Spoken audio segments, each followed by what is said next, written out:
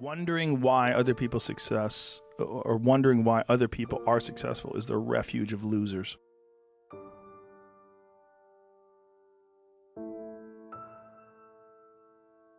It's a loser mentality. It's a loser occupation. It's a loser practice, because you're wondering why other people are successful.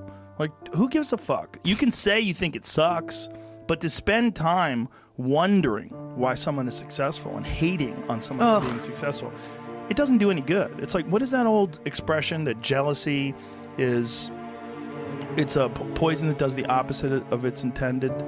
Oh, right. It doesn't affect the other person at all, but it poisons yourself. Yeah. It wastes your energy and time.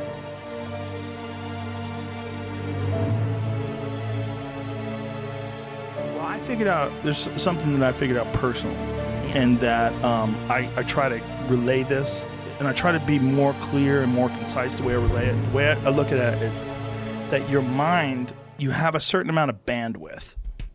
This is why I don't read Instagram comments or Twitter comments or YouTube comments. Like, I don't have any time.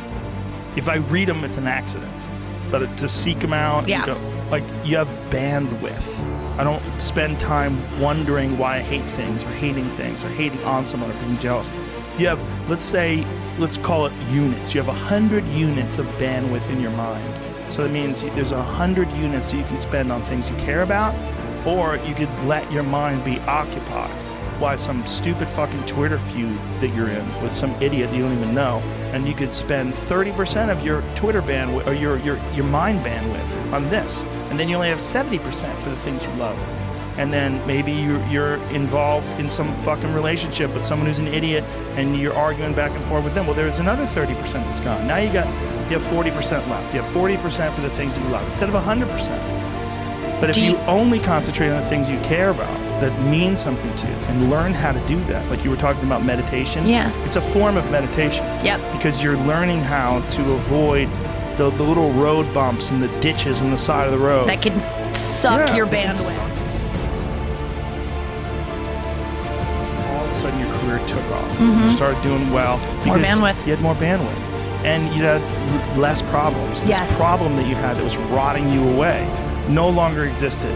So now all of a sudden it frees up your time, and you realize, oh my God, there's so many funny things that I could talk about, and I have so much energy, and I'm so healthy. I could just go on stage and have fun, and then you're killing it.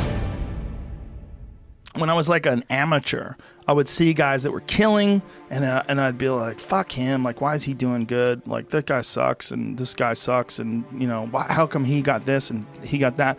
And then I remember thinking, like, this is a gigantic waste of time. And I got into comedy because I'm a fan of comedy. And my concentrating on people that suck or being jealous about people that are doing well does me zero good. But instead, if someone does well, I can be inspired and I can get fired up by it. I mean, I figured this out in my early 20s.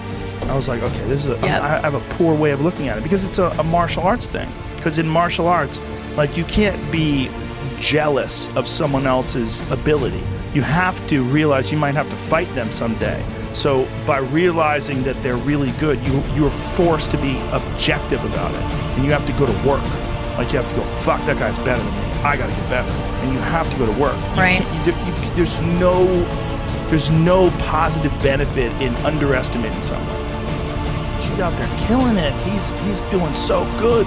It makes me want to work harder. And in that sense, as long as someone's not doing anything bad, as long as someone's not victimizing someone, what they're doing is they're showing you that it's possible to do better than you're doing. Yeah.